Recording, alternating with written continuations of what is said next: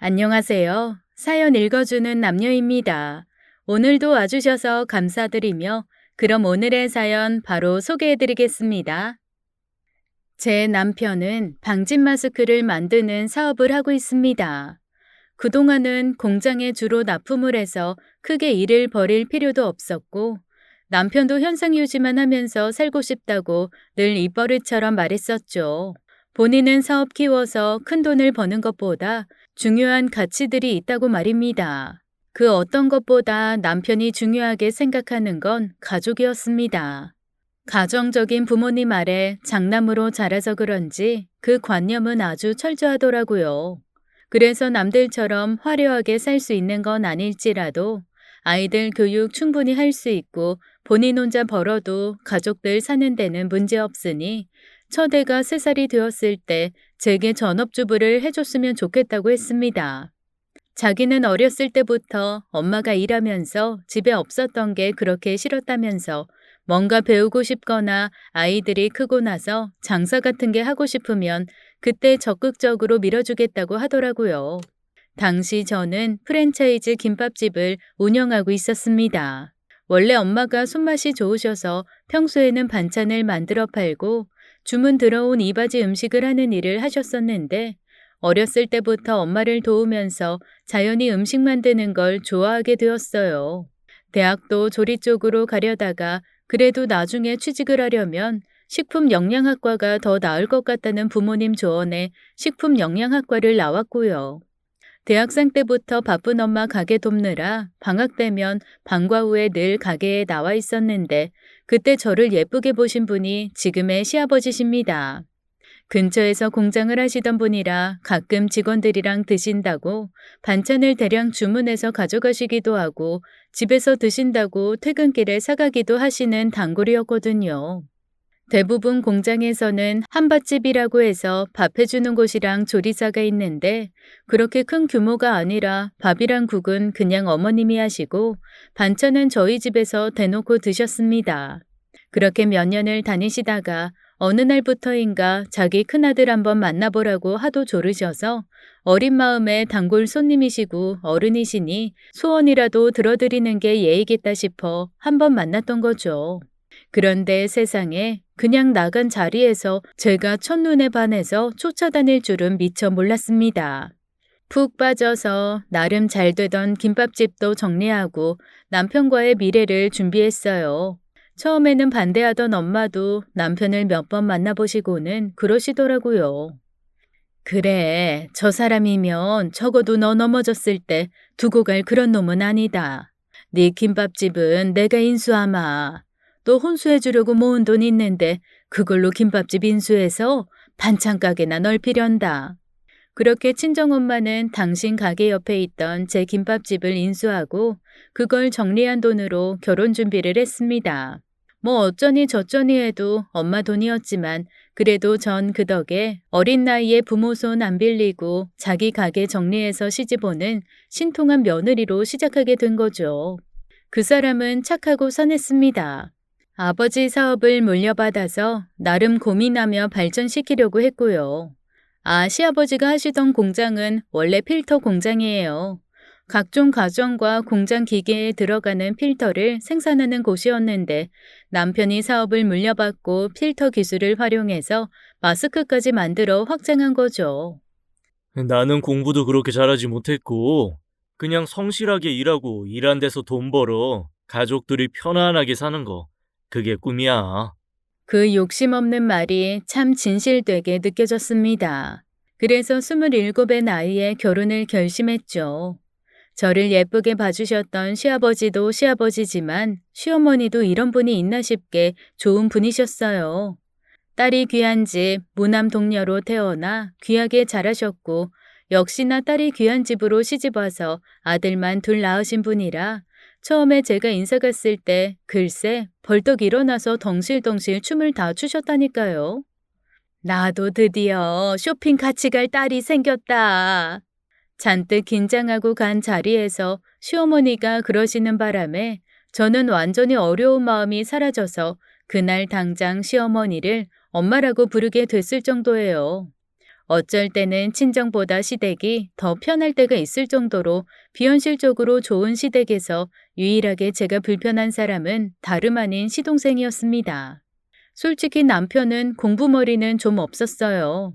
사람이 우직하고 성실하기는 한데 요령이랄까 순발력은 좀 떨어집니다. 그래서 새로운 기술이 나오거나 공장에 새 기계가 들어오면 오히려 공장장이나 젊은 사람들이 먼저 익숙해지고 남편은 가장 나중에 기계에 손이 익는 편이에요. 하지만 그 시간 동안 묵묵하게 이렇게도 다뤄보고 저렇게도 다뤄보고 집에 와서도 혼자 골똘히 생각하면서 종국에는 그 누구보다 그 기계의 기술에 대해 잘 아는 사람이 되는 걸 전 알고 있습니다. 그리고 그런 부분을 존경하고요. 그런데 시동생은 남편과 완전히 반대에 있는 사람입니다. 생긴 것도 남편이 곰과라면 시동생은 잘 봐주면 사슴, 대충 보면 고라니 같은 이미지입니다. 곱상한 것 같지만 성질 더럽고 꾀꾀거리는 면이 있거든요. 결정적으로 남의 말을 전혀 안 듣고요. 자기 말은 줄줄 신나게 하면서 자기랑 반대되는 의견을 누군가 냈다 하면 일단 귀를 닫는 스타일이거든요. 남편은 동생이 순발력 있고 머리가 좋아서 공부를 잘했다고 했는데 제가 볼 때는 그냥 장꾀가 많고 이리 붙었다 저리 붙었다를 잘할 뿐입니다. 다행인 건 시부모님이 공부 잘하는 아들이라고 싸고 두신 게 아니라 당신들 아들이 어떤 캐릭터인지 알고 일찍부터 사업에서는 제외를 시키셨다는 거죠. 젊은 시절부터 공사판에서 잔뼈가 굵고 자수성가로 모든 것을 읽어내신 시아버지는 사람 보는 눈 하나는 정말 정확하셨거든요. 처음에는 당신 사업을 놓고 형제가 혹시 싸우면 어떡하나 고민도 좀 하셨대요. 그런데 불행인지 다행인지 시동생도 아버지가 하는 공장에는 관심이 전혀 없었습니다. 작은 부품 공장처럼 필터나 만들어 연매출도 많지 않고 아버님이 버시는 돈도 어지간한 대기업 부장 연봉 정도 나오니 굳이 물려받아 공장 일 할 생각 없다고 일찍부터 딱 잘라 선 그었다고 하더라고요. 제가 왜 공장 일을 해요? 아이, 전 기름밥 안 먹어요. 그렇게 말하는 건 아니지. 그래도 너랑 나랑 잘할 수 있었던 거 저 공장 덕인데 아버지 서운하시게. 형은 그렇게 항상 착한 척하는 거 지겹지도 않아? 말이야 바른 말이지. 공장 다니는 거 형은 안 창피해? 난 번듯한 양복 입고 제대로 된 직장 생활 할 거야. 그리고 사업을 하더라도 저런 구질구질한 공장에서 썩을 생각 없어. 시끄러워. 내가 싫어. 너 안 물려줘. 걱정하지 마. 아유, 저도 싫어요. 전 그냥 나중에 집이나 주세요. 공평하잖아요. 형은 사업 다 물려주고 전 그냥 소박하게 집이나 땅 같은 거 물려받을게요. 이거 제가 크게 양보한 겁니다. 양보 좋아하네. 아이, 누가 준다고 약속이나 했냐? 그래서 공장은 제가 결혼할 때 아버님이 사업 정식으로 물려주면서 죄다 남편 것이 되었고요. 시동생은 아버님이 가지고 계시던 작은 땅을 받았습니다. 가끔 만날 때마다 형을 은근히 깎아내리고 무시하는 시동생의 행동만 거슬릴 뿐 제 결혼 생활은 평탄했어요. 딸 귀한 집에 시집을 온 바람에 첫 아이로 딸을 낳았을 때도 너무너무 크게 환영을 받았고 둘째로 아들을 낳았을 때는 시어머니에게 이런 말까지 들었습니다. 우리 며느라가는 100만 점짜리. 눈 씻고 봐도 다시 없을 시어머니인지라 저도 할 수 있는 한 최선을 다해 어머니에게 잘해드리려고 했죠. 넉넉지 않은 살림에 며느리가 살림한다고 들어앉아 있으면 아들 혼자 고생시킨다고 구박하는 시어머니들도 있다는데 저희 어머니는 정반대였습니다. 오히려 아들이 돈을 못 벌어 며느리인 제가 길을 못 펴고 당신이랑 놀러 다니지를 못한다고 속상해 하셨어요. 빈말이라도 얼마나 고맙고 한편으로는 죄송했는지 몰라요.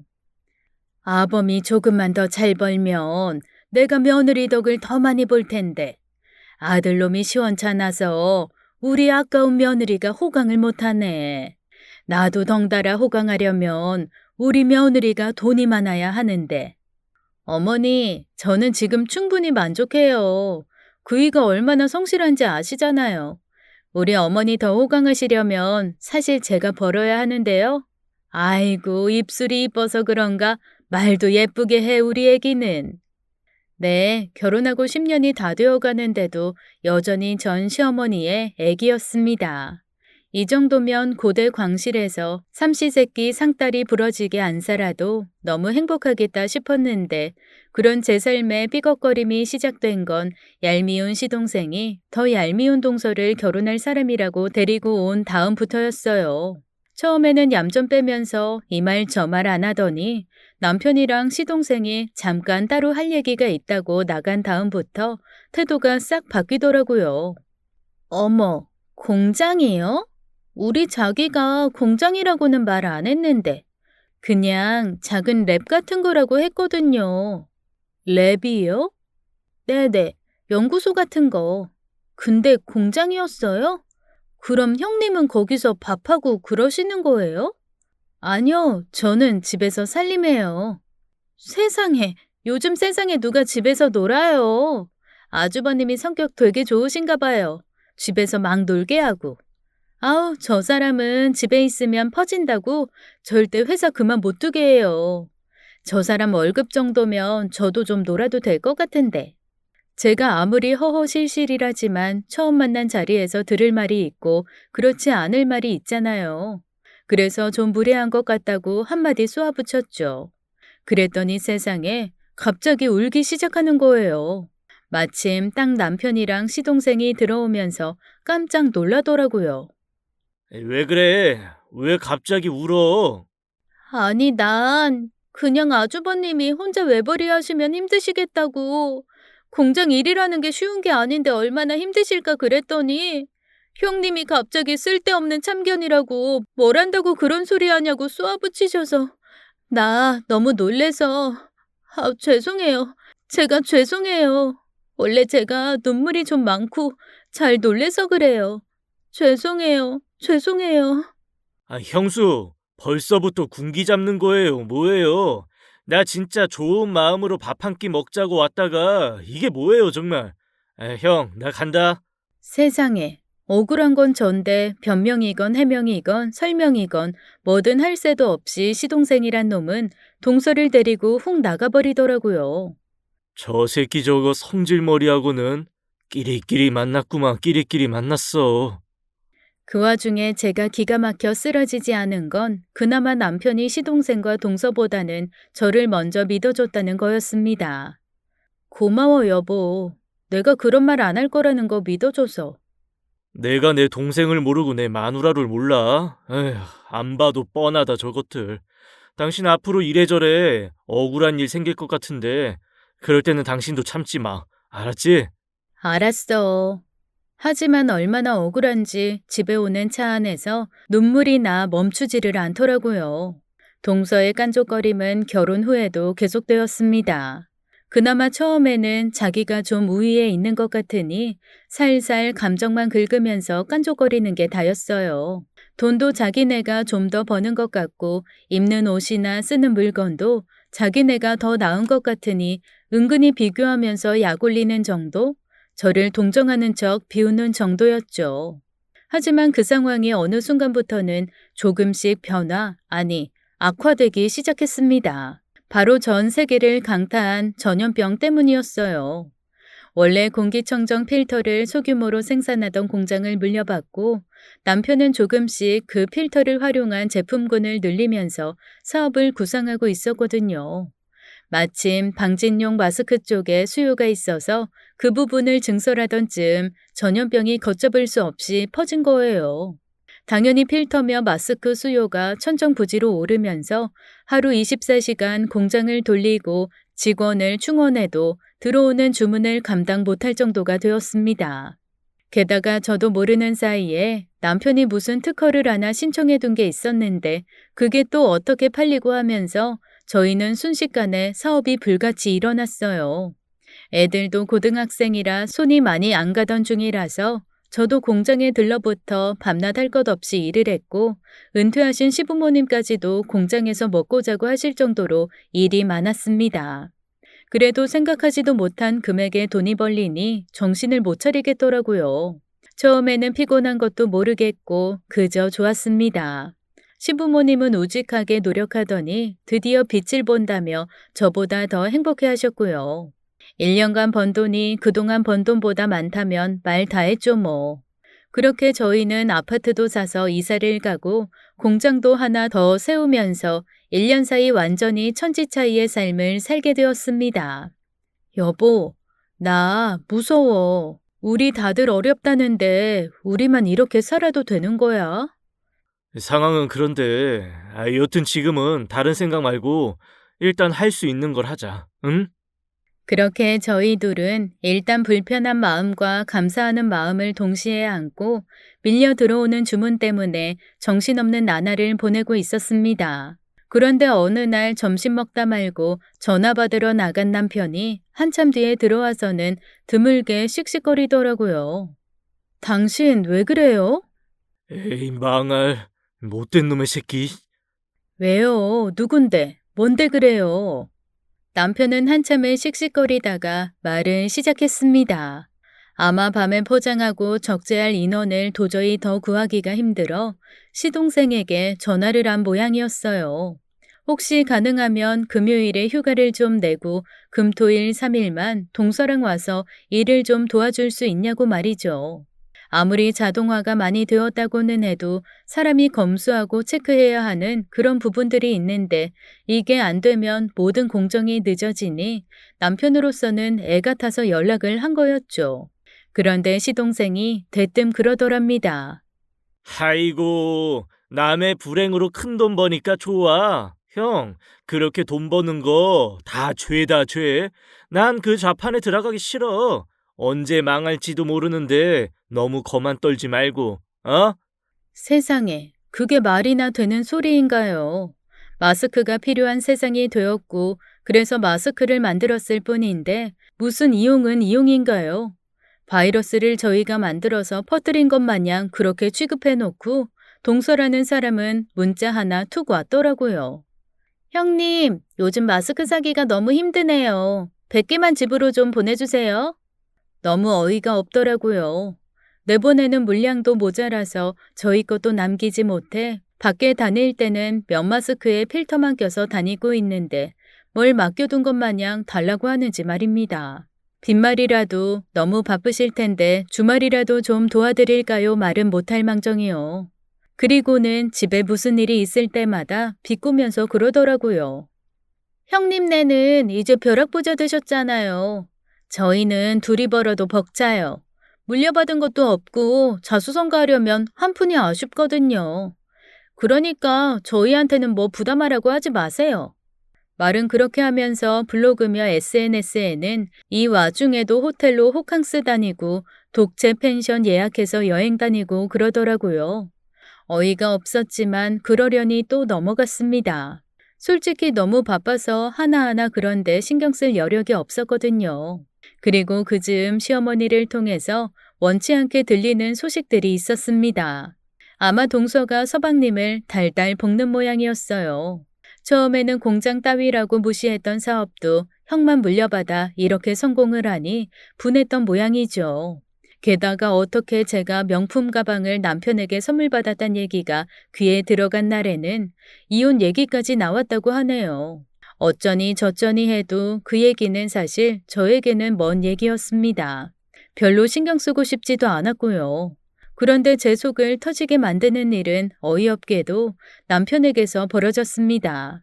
잘 나가고 꿈도 못 꾸었던 돈이 턱턱 벌리니까 그 우직하고 묵묵한 사람 엉덩이도 들썩이더라고요. 주변에 꼬시는 사람도 많이 늘어났고 더 큰 돈, 더 큰 사업을 벌릴 수 있다는 말도 사방에서 들려왔습니다. 남편이 지나가는 소리로 슬쩍 한두 번 말은 했지만 저는 워낙 그 사람이 주식 한 장 안 살 정도로 조심성 있는 사람이고 성실한 타입이어서 걱정을 안 했거든요. 그게 화근이었죠. 거의 1년 정도 주말에는 남편 공장일 돕고 주중에는 애들도 챙기고 중간중간 엄마 반찬 가게도 도와드리고 하다 보니 한 귀로 듣고 한 귀로 흘린 것들이 많았나 봅니다. 어느 날 남편이 사색이 돼서 덜덜 떨면서 저한테 할 말이 있다고 하더라고요. 여보, 여보, 큰일 났어. 내가 큰 사고를 친 것 같아. 사고? 당신 차 사고 같은 거 낸 거야? 아니, 왜 이렇게 얼굴이 하얘? 당신 진짜 무슨 일인데? 한동안 벌벌 떨며 주먹으로 자기 머리만 쿵쿵 치던 그가 해준 말은 기가 막히고 코가 막히는 얘기였습니다. 구구절절 사연은 길었죠. 하지만 간단하게 정리하면 딱 한 줄로 압축이 되었습니다. 사기를 당해 사업체를 다 뺏겼다가 그 한 줄인 거죠. 공장이 잘 되니 갑자기 투자자가 찾아오고 하루아침에 회사에 큰돈이 들어오고 투자사에서는 전문 경영인을 들여 신사업 분야를 구축하고 등등 여튼 정리하면 사업을 키울 정말 좋은 기회라고 생각했던 것이 사실은 아주 정교하게 작업된 사기였다는 거였습니다. 결국 남편 손에 남은 건 이 집과 지분이라고 받은 종이 조각에 불과한 소규모 주식뿐이었어요. 저야 이런 쪽을 잘 몰라서 이리저리 뛰어다니며 설명을 들어도 모를 소리만 가득하더라고요. 주식이라는 것도 발행 후에 쪼개기도 하고 합치기도 한다는데 그걸 계획적으로 하면 큰 돈도 적어지고 적은 돈도 커지고 그런다네요. 대체 그런 말 다 모르겠고 저는 그 몇 개나 되는 공장이 하루아침에 남의 것이 될 수 있는지 이해가 되지 않았습니다. 충격에 시아버지는 쓰러지시고 시어머니도 알아누우셨죠. 두 분 뵐 면목이 없어 전전긍긍하던 때에 엎친 데 덮친 격으로 남편에게는 죄책감과 좌절감이 원인이 된 실어증까지 왔습니다. 딱 1년간 큰돈 좀 만진 것도 잠깐 저에게는 인생 최악의 암흑기가 온 거죠. 그나마 큰돈 만질 때 남편이 당신도 이제 이런 것 좀 들으라고 사준 명품 가방 5개가 그렇게 도움이 될 줄은 몰랐습니다. 그중 2개는 샀을 때보다도 비싸게 팔았고 3개는 샀던 가격에서 얼마 차이 안 나게 팔아서 그걸로 3달간 생활비도 하고 병원비도 하고 애들 키우는 돈으로 쓸 수 있었거든요. 사실 이 가방에도 사연이 좀 있긴 합니다. 남편이 실어증까지 와서 들어누운 후 정신 놓고 있는 절 일으켜 세운 건 딸이었어요.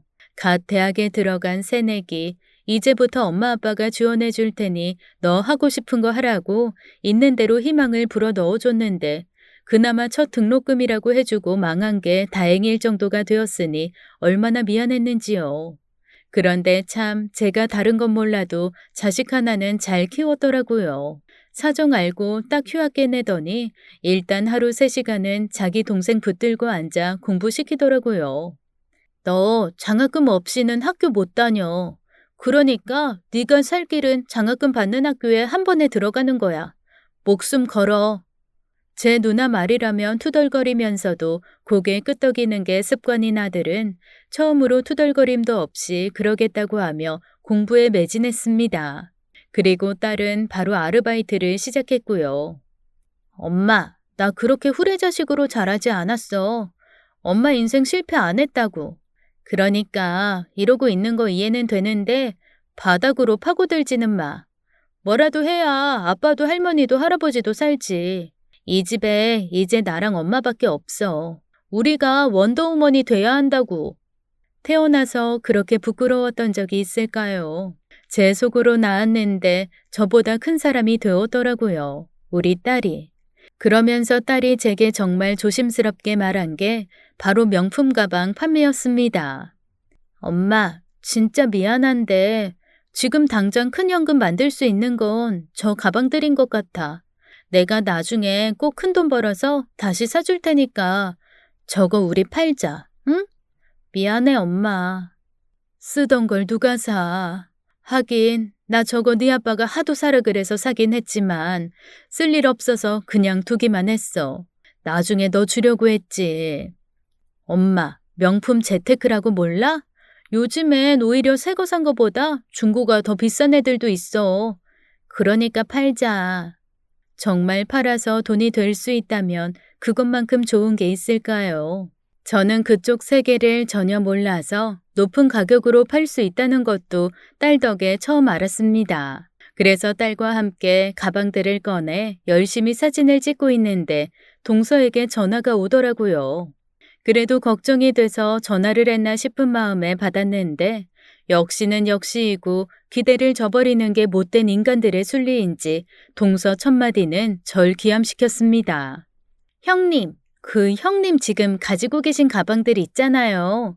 그거 분수에도 안 맞고 뭐 있어봐야 돼지목의 진주 아니겠어요? 물건들도 처박혀 있어봐야 만들어진 보람도 없고. 그거 저한테 그냥 넘기세요. 제가 후하게 쳐서 개당 5만 원, 다 하면 25만 원인데 그래도 가족 디스카운트 해주신다 생각하고 20만 받으시면 어때요? 어이가 없더라고요. 그리고 소름이 끼쳤습니다. 저한테는 그 순간에 20만 원이 200, 2천보다 더 간절한 돈이었거든요. 아마 딸이 하루만 늦게 가방 팔자는 얘기를 했어도 고맙다면서 얼른 주고 20만 원 받아왔을 겁니다. 정말 나를 뭘로 보는 건가 부글부글 올라와서 한마디 해주려던 차 딸이 제 앞에서 고개를 저으며 쉿 하라는 신용을 하더라고요. 그래서 제가 대충 둘러댔죠. 아, 그거 동서한테 넘길 걸 그랬네. 나 이웃 아줌마가 싸게 가져가겠다고 해서 벌써 다 팔았지. 뭐라고요? 아니, 누구한테요? 얼마예요? 세상에, 그 동네에 그런 거 들고 다닐 사람이 어딨다고. 다시 가져온다고 해요. 제가 산다니까요. 어떻게 그래. 그래도 받을 만큼 받았어. 여튼 생각해줘서 고마워, 동서. 아니, 자기 거 판 것도 아니고 내 거 팔았다는데 펄펄 뛰긴 왜 지가 펄펄 뛰는지 어이가 없었지만 그냥 전화를 끊었습니다. 넌 왜 가만히 있으라고 한 거야? 내가 작은 엄마를 몰라? 일단 안 엮이는 게 상책이야. 그리고 사기를 쳐도 적당히 쳐야지. 엄마, 이거 동네에서 그냥 직거래하는 그런 앱 있거든? 두고 봐, 내가 끝내주게 팔아온다. 솔직히 믿지는 않았습니다. 한두 푼도 아니고 수백만 원짜리를 누가 그렇게 턱턱 중고로 사겠어요. 그런데 사더라고요. 그것도 올린 그날, 그 다음 날에서 이틀 만에 싹 팔렸습니다. 물건을 가지고 나갈 때는 반신반의했는데 딸이 현금 딱 받아서 오니 그때서야 실감이 나더라고요. 예, 이게 대체 뭔 일이라니? 요즘엔 이렇게 앱 통해서 거래 많이 해, 엄마. 별걸 다 팔고 사고 한다니까. 어머, 대청소하자. 안 쓰는 거 다 내다 팔자. 그렇게 저는 집을 비우기 시작했습니다. 청소를 하면서 안 쓰던 것들을 팔기 위해 꺼내고 있는데 헬쓱해진 시어머니가 손에 먹을 것을 잔뜩 들고 들어오시더라고요.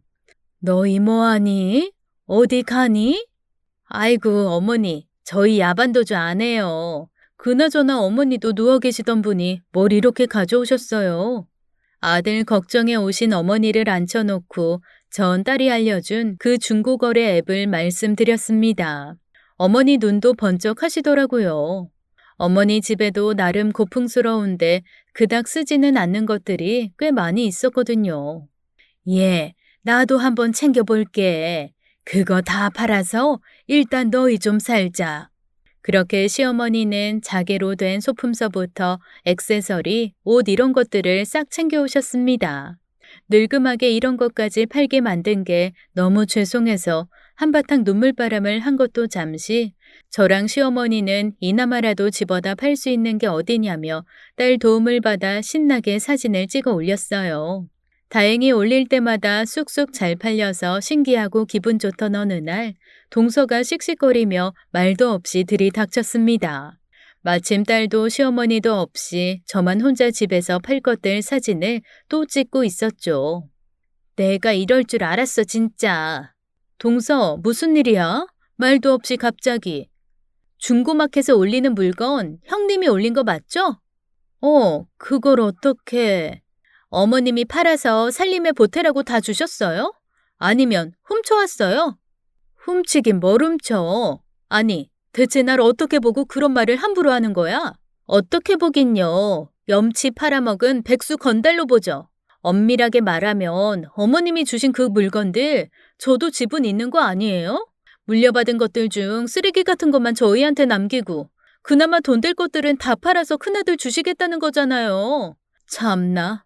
일머리 없어도 큰아들이라고 사업체도 싹 다 밀어주고 둘째는 이렇게 서럽게 혼자 고군분투 살게 만들었으면 팔아서 돈 될 재산이라도 좀 공정하게 줘야 되는 거 아닌가요? 그리고 막말로 나이 들어 판단력이 떨어지시는 분이 가지라고 해도 양심이 조금이라도 있으면 집안 다 말아먹은 판에 넙죽 받아먹는 건 아니지 않아요? 세상에, 너무나도 어이가 없어서 그만 털썩 주저앉고 말았습니다. 손발이 덜덜 떨리는 건 둘째치고 방에서 자고 있는 남편이 들을까봐 너무 겁이 났어요. 실어증에 며칠 전부터는 품까지 와서 거동도 시원찮은 사람이 이런 말을 듣고 피눈물 흘릴 게 뻔하니까요. 동서, 대체 그런 말이 어디... 아유, 집안 말아먹는 건 부부가 다 답이 없네 없어, 진짜. 이것들 내가 챙겨가요. 이렇게 있다가는 우리 목까지 다 날려먹고 온 가족 길거리에 나은 게 뺏기겠어, 진짜. 그러면서 동서는 제가 사진을 찍고 있었던 어머니 물건들을 싹 쓸어 담기 시작했습니다. 그리고 5만 원짜리 2장을 휙 던져놓고 이러더라고요. 아, 시댁 물건 갖다 파는 짓 하지 말고 차라리 구걸을 해요. 반찬값에 보태시던가. 툭 떨어진 5만 원짜리 2장. 주변 풍경이 일제히 사라지면서 그 2장의 지폐가 눈 가득 파고드는 것처럼 보였습니다. 덜덜 떨리는 손으로 지폐를 들고 냉장고로 다가갔죠. 그리고 자석으로 지폐 2장을 냉장고에 붙였습니다. 절대로 저 돈을 쓰지 않겠다고요. 그리고 이가 아스라지게 꼭 물었어요. 눈물이 날 것 같았지만 정말 한 방울도 흘리고 싶지 않았거든요. 청소기를 돌리고 커튼이며 이불을 죄 꺼내고 빨려고 하는데 아르바이트 갔던 딸이 돌아오더라고요. 왔어? 밥은 먹었어? 엄마, 혹시 다른 집 일 해볼 생각도 있어? 무슨 일? 아니, 오는 길에 외할머니 반찬 가게 갔었거든. 근데 왜 엄마도 알지? 저 길 건너 큰 주택 사시는 아줌마. 나 어렸을 때 왜 비싼 케이크나 빵 같은 거 가끔 주셨던 엄청 유명한 제과점 하신다는. 아, 알지, 유사모님. 근데 유사모님이 왜? 할머니한테 물어보더라고. 그 집에서 일하시던 분이 허리 디스크가 심해져서 당장 이번 주부터 못 나오는데 자기는 평생 살림 한번 안 해봐서 울고 싶다고. 혹시 괜찮은 사람 없냐고 자꾸 그러시는 거야. 그런데 그 집이면 엄마가 막 마음고생할 것 같지도 않고 엄마 일하고 싶어 했잖아. 그래서 물어보는 거야. 갑자기 눈이 번쩍 뜨였습니다. 그리고 바로 엄마에게 전화를 했죠. 사모님은 신세한탄인지 수다인지를 떠시느라 여전히 반찬 가게에 머무시는 중이었고 제가 혹시 일을 할 수 있겠냐 했더니 너무 반가워 하시더라고요. 그렇게 다음 날부터 저는 가사 도우미 일을 하게 되었습니다. 너무 갑작스럽게 집을 나가야 하는 상황이 발생하니 세상에 벌려놓은 빨래며 각종 살림을 하루 만에 처리해야 하는 상황이 생겼습니다. 결국 딸에게 도와달라고 했죠. 일단 그거는 과탄산소다 1스푼 풀어서 담궈. 찌든 때 빠지는 동안 저 얼룩은 샴푸 있지? 그걸로 빼는 게 좋아. 아예 냉장고 안에 반 정도 남은 소주 있는데 가지고 올래? 잠깐만 엄마. 나 기억을 못 하겠어. 그리고 앞으로 엄마 없으면 내가 해야 하는 일인데 하나하나 설명 좀 하면서 말해주면 내가 그걸 영상으로 좀 찍을게. 안 그러면 나 10분에 한 번씩 엄마한테 전화할지도 몰라. 아이고 알았어. 하긴 네가 뭘 알겠니. 공부만 했지 집안일이라곤 지방 청소도 간신히 했던 애가. 자, 일단 엄마 내일부터 일 나가면 바쁘니까 오늘 늦게까지라도 집 청소는 싹 해야 하니까 잘 봐. 알았지? 그렇게 저는 밤이 깊을 때까지 딸을 데리고 큰 빨래 수월하게 하는 법, 커튼 쉽게 빨아 말리는 법, 냉장고 정리, 냉동실 정리에서부터 싱크대 하수구 물때 관리에 화장실 관리까지 쉴 새 없이 떠들면서 알려주었습니다. 딸은 일 돕는 거 절반, 촬영 절반 하며 제 뒤를 졸졸 따라다녔고요. 나중에는 거동이 좀 불편한 남편까지 나와서 거들고 독서실에서 돌아온 막내까지 내 식구가 아주 지지고 볶으며 대청소를 마쳤습니다. 그렇게 전 딸이 나중에 자기가 보려고 영상을 찍은 걸로 알고 잊고 있었어요. 그런데 몇 주 후 일을 하고 집에 돌아왔는데 갑자기 딸이 저한테 물어보더라고요. 엄마, 혹시 그 댁 사모님이 엄마 일하는 걸 내가 가서 영상으로 찍고 그러면 싫어하실까? 날 찍어? 일하는 걸? 왜? 아니, 지난번에 엄마가 일하는 거 찍어둔 거 내가 나중에 보니까 좋더라고. 그래서 요리하는 거, 살림하는 거, 이런 거 좀 더 세세하게 배우고 싶어서 그러지. 듣고 보니 대견한 구석이 있더라고요. 요즘 애들 누가 뭐 배우려고 하나요? 엄마가 하는 말 잔소리라고 귀등으로도 안 들으려고 할 텐데, 그래도 배우고 싶다고 하고 알고 싶다고 하는 게 신통했습니다. 고맙기도 했죠. 그래서 사모님께 한번 물어보겠다고는 했습니다. 아무리 저랑 딸을 둘 다 알고 아껴주시기는 하지만 그 집에서 제가 일하는 걸 찍는 것은 불편하실 수도 있으니까요. 그런데 의외로 아주 흔쾌히 허락을 해주시더라고요. 그러면서 딸에게 별도로 아르바이트까지 제안을 하셨습니다. 우리 가게도 가끔 와서 영상 좀 찍어주고 그래줘. 요즘 젊은 애들은 그런 걸로 홍보해야 한다고 하는데 우리는 그런 거 잘 몰라서 못하거든. 그러면 제가 SNS 채널 몇 개 만들어서 운영해 드릴게요. 사진이랑 스토리 올리는 것도 있고 영상 올리는 것도 있고 하니까. 그거 저한테는 어려운 일 아니라서요. 어머, 고마워. 내가 알바비는 두둑히 챙겨줄게. 응? 그 영상도 한번 다른 데 맡겨보려 했더니 비싸더라고. 아유, 저희 엄마 일하게 해주신 것도 있고 제가 어렸을 때 얻어먹은 빵이 얼마친데요. 은혜 갚겠습니다. 딸 말에 사모님이 아주 좋아 죽더라고요. 어쩜 이렇게 너스레 좋은 딸을 뒀냐며 칭찬도 입에 침이 마르게 하시고요. 그렇게 딸은 일주일에 3번 정도 제가 일하는 곳에 와서 영상을 찍었습니다. 저는 뭔가 딸에게 남겨주는 유산을 만드는 것 같아서 신나게 더 이것저것 끌어모아 알려주기 시작했죠. 말해줄 것은 사실 무궁무진했습니다. 어렸을 때부터 엄마 반찬 가게에서 배웠던 노하우, 제가 살림하면서 터득했던 것이 파도 끝없이 나오더라고요. 게다가 중간중간 말하다 보면 왜 약간 신세 한탄 같은 것도 나오잖아요.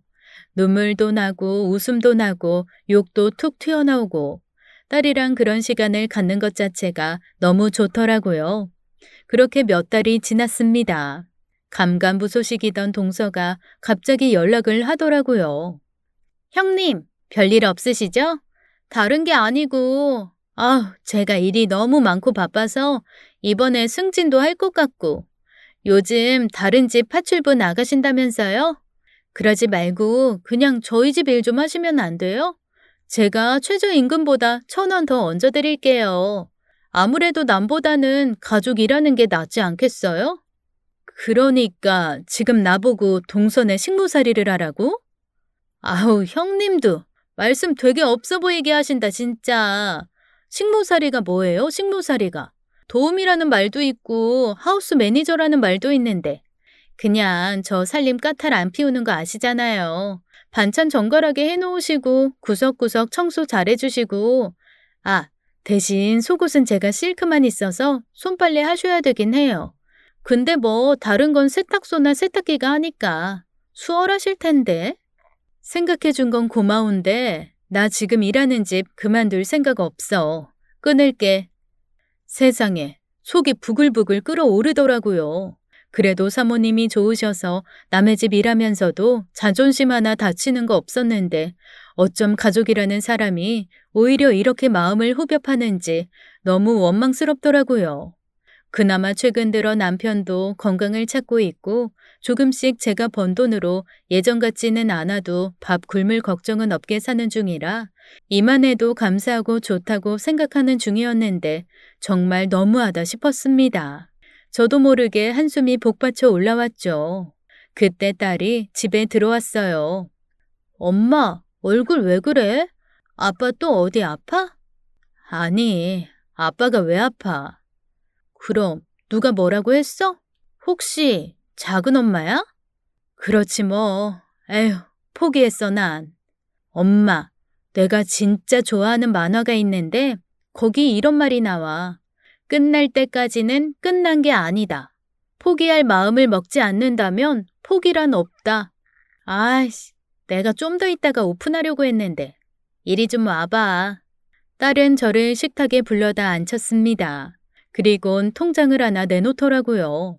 아니, 그런데 왜 꾹 참고 있던 눈물이 자식이 내놓은 통장을 보니까 터진답니까? 거기에 100원이 들었건 1000원이 들었건 자식이 부모한테 통장을 내밀어 준다는 게 저한테 얼마나 감격스러운 일이었는지 모르겠네요.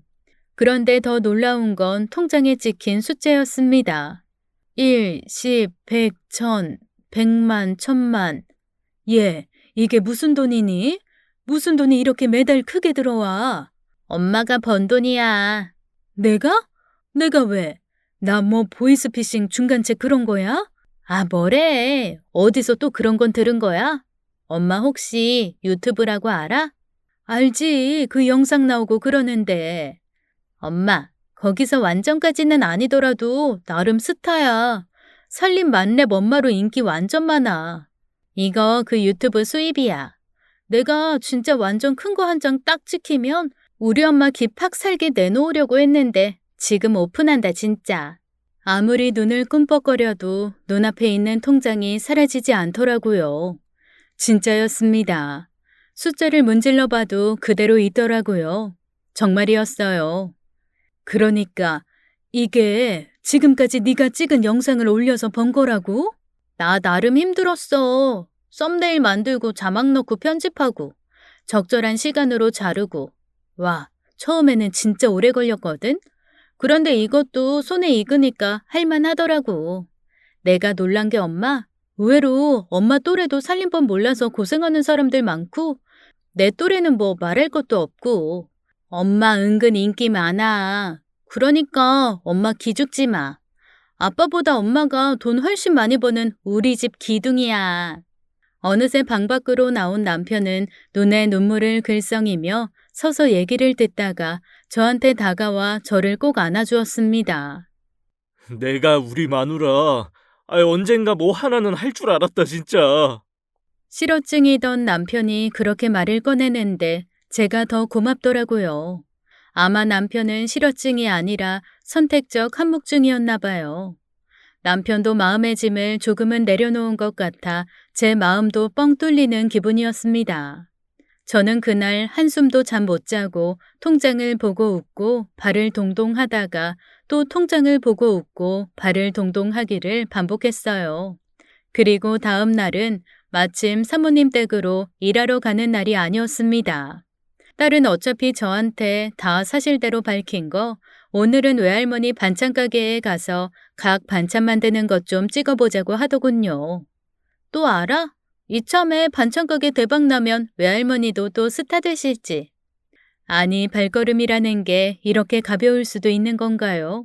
딸과 함께 엄마의 반찬 가게로 가는 길이 그렇게 짧게 느껴질 줄은 몰랐습니다. 처음에는 무슨 말인지 모르던 엄마도 손녀가 보여주는 영상을 몇 개 보시곤 눈물을 흘리며 기뻐하시더군요. 나는 내 딸이 돈을 벌어서가 아니라 능력 있는 거 티내서 좋다. 아이고, 좋아라. 아주 우리 손녀 따봉이다. 할머니, 요즘 따봉이라는 말 젊은 애들은 몰라요. 아우, 난 몰라. 그냥 쌍따봉, 따따봉, 왔다 캡숑이야. 그렇게 하하호호 웃으며 반찬 가게에서도 촬영을 했습니다. 단골 고객들 중에서는 절 보면서 안 그래도 유튜브 보면서 긴가민가 했는데 얼굴이 잘 안 나오고 목소리랑 손만 나와서 선뜻 물어보지 못했다 하시는 분도 꽤 많이 있더라고요. 그러면서 팬이라며 사인을 받아가시는 분도 있었습니다. 세상에 연예인도 아닌데 제가 글쎄 살림 잘한다고 누구한테 사인까지 해주는 일이 생길 줄 누가 알았겠어요. 하루 종일 구름에 떠다니는 것처럼 행복한 기분으로 촬영을 하고 저녁 약속이 있다는 딸을 먼저 보내고 집으로 돌아왔습니다.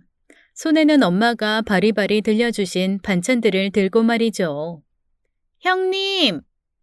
아, 모든 하루의 끝이 제 생각처럼 완벽하면 얼마나 좋을까요? 하지만 세상 일이 그렇게 마음대로 되는 건 아니죠. 거만한 얼굴의 동서는 집 앞에서 저를 위아래로 훑어보며 이렇게 말하더라고요. 세상에, 반찬 해드실 돈도 없어요? 친정 가서 얻어오시는 거죠? 아니, 그 콧구멍만한 가게에서 그렇게 만날 갖다 먹으면 그거 둘 다 죽자는 거예요. 주식도 손절 타이밍이 있는 것처럼 가족도 그런데 밑 빠진 독에 물 붓지 마시고 형님 어머니도 제 살 길 찾으시게 손 놓아드리세요, 그냥. 다 제 엄마 같고 그래서 제가 드리는 말씀이에요. 그리고 아니 뭐 동서 살림 좀 도와주는 게 쪽팔리는 일이에요? 그렇게 반찬 얻어먹을 정도면 그냥 저희 집 일 좀 하시라니까요. 형님 이제 공장장 사모님 아니에요. 정신 차리셔야죠. 사람이 참 어이가 없으면 상대적으로 무척 고상해지더군요. 아니, 나중에 생각해보니 고상해지는 게 아니라 너무 어이가 없어서 차분해진다는 쪽이 맞는 것 같습니다.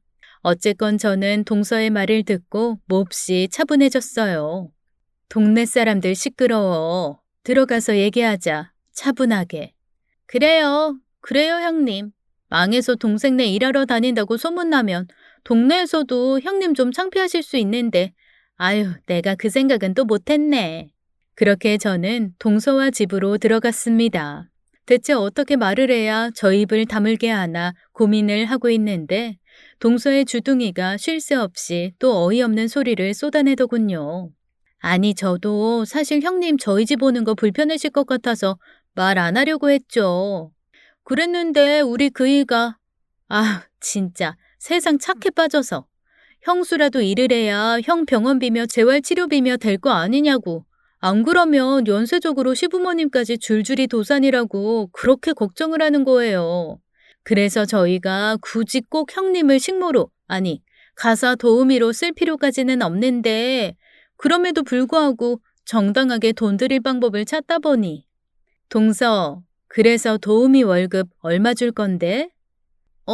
최저임금이 얼마에 따라 다른데 대신 반찬하고 짜투리 남은 건 조금씩 나눠드릴게요. 아우, 형님은 진짜 제가 이런 소리 꼭 이렇게 여러 번 하게 만드실 거예요? 적반하장도 유분수지. 아니, 왜 지가 와서 짜증을 낸답니까? 일단 들어오라 한 후 저는 엄마한테서 가지고 온 반찬을 냉장고 안에 정리해 넣었어요. 그리고 삼각대에 핸드폰을 연결해서 그냥 부심이 싱크대 위에 올려놨죠. 녹화 버튼을 누른 채로요.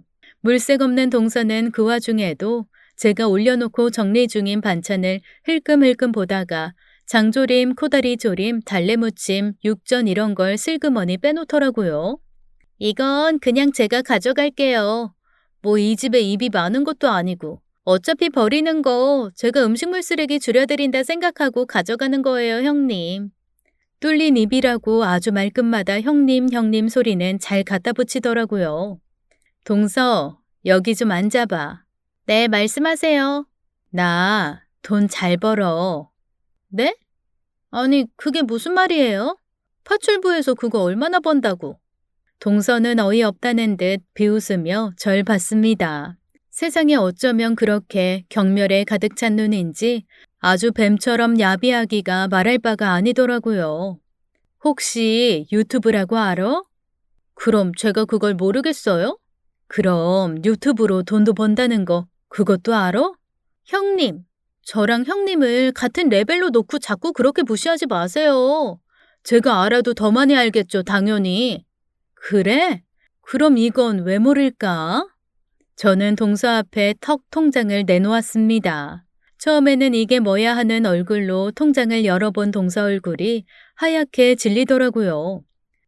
이게 뭐예요? 아이고, 이 하나만 알고 둘은 모르는 답답아. 나 살림 유튜버야. 뭐 야근하고 싫은 소리 들으면서 직장 생활하면 그래, 얼마나 벌어?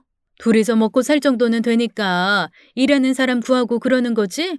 그래도 동서, 내가 살아보니까 그렇더라. 화무 11홍이고 일장 춘몽이야. 언제까지 다닐 거야, 그 회사? 그리고 서방님이 언제까지 그렇게 돈 벌면 갖다 주고 할 것 같아? 아마 지금도 연봉 뻥쳤을 수도 있을걸? 그냥 남 걱정 말고 동서 앞가림이나 잘해. 아유, 회사 생활하면서 버는 돈으로는 내 한 달 수익금에 한참 못 미칠 텐데. 아껴 쓰고, 응? 그리고 저는 동서가 언젠가 저한테 던져준 5만 원짜리 2장 냉장고에 붙여두었던 그 돈을 떼어냈습니다. 그리고 동서에게 던지듯 주며 말했죠. 퇴근하고 힘들게 버스 타고 지하철 타고 낑겨서 집 가지 말고 이 돈으로 편하게 택시 타고 가. 알았지? 세상에 저는 사람 얼굴에서 그렇게 여러 가지 색깔이 나올 수 있다는 걸 처음 알았어요. 아주 울그락 푸르락 난리도 아니더라고요. 아, 그리고 우리 대화하는 거 저기 다 녹화되고 있거든? 내가 사실 오늘 냉장고 반찬 정리 꿀팁 대방출하는 날이라 습관처럼 녹화 버튼 눌렀는데 조심해, 응? 그냥 앞에 편집 안 하고 바로 다 내보내는 수가 있어. 울긋불긋을 넘어 하얗게 질린 동서는 저한테 대답을 하는 둥 마는 둥 반찬도 돈도 두고 가방만 챙겨 들고 집을 나섰습니다.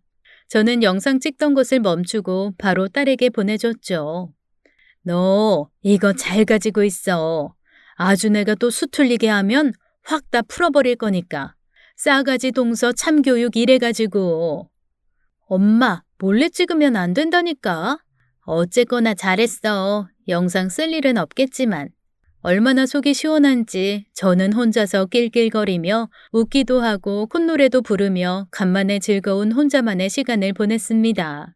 그 산통 깨는데 일가견 넘치는 시동생이 전화를 하기 전까지는요. 시동생은 무슨 말을 어떻게 들었는지 다짜고짜 채널에 자기 와이프를 출연시키고 수익을 나누라고 하대요.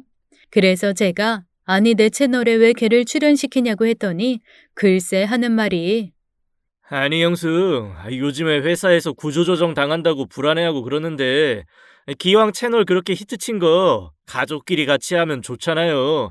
형수와 동서 이렇게 딱 그림 나오네. 안 그래요? 승진한다고 그러더니 무슨 아유, 승진이 쉬워요. 그리고 이렇게 쉽게 돈 벌 수 있는 방법이 바로 옆에 있는데 뭐하러 스트레스 받으면서 회사를 다녀요. 내가 내일이라도 때려치라고 했어요.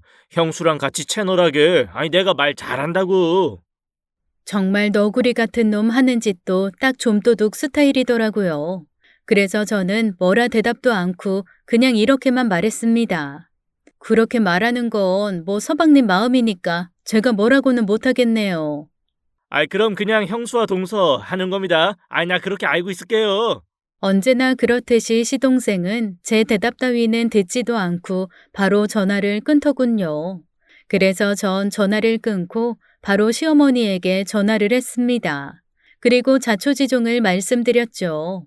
알고 보니 저희가 망하고 나서 시동생 부부는 하루가 멀다 하고 시댁에 쫓아가 남는 재산 있으면 빨리 나눠줘라. 형네는 다 말아먹었으니 지금 살고 있는 집 자기네 줘라. 차 사줘라, 오피스텔 사줘라, 가게 하나 사줘라, 아주 갖은 짓을 다 했더군요.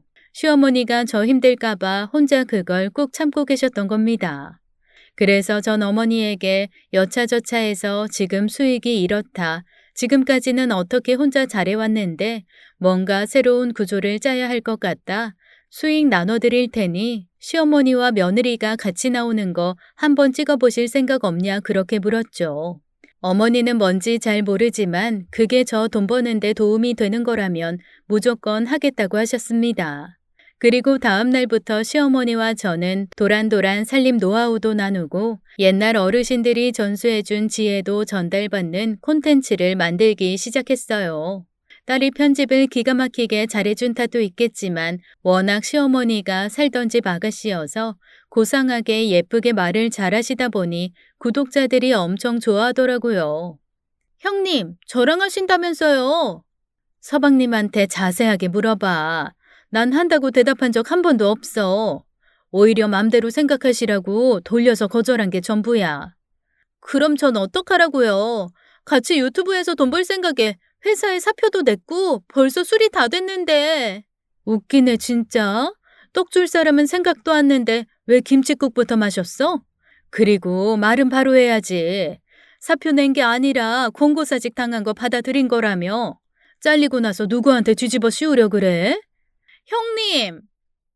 그리고 정 할 일 없으면 내가 요즘 콘텐츠 만드느라 너무 바빠서 그러는데 우리 집 와서 메이드 좀 하든가. 내가 최저시급보다 1,000원 더 줄 테니까. 뭐라고요? 동서는 분에 못 이겨 발을 동동 구르며 소리를 질렀습니다. 하지만 뭐 그러라지요. 그러나 저러나 아무 상관없습니다. 그나저나 저렇게 앞으로 계속 진상짓을 하면 정말 한번 동서를 소재로 콘텐츠 하나 만들어 봐야겠어요. 진상 상진상 시리즈 같은 거요. 구독자들 좋아요가 엄청 달릴 것 같다는 생각이 문득 드네요. 이런 생각을 하는 거 보니 저도 유튜버 다 되었나 봅니다. 세상 참 살고 볼 일이에요. 지금까지 사연 읽어주는 남녀였습니다. 끝까지 함께 해주신 여러분 감사드리며 저희는 다음 사연으로 돌아올게요. 감사합니다.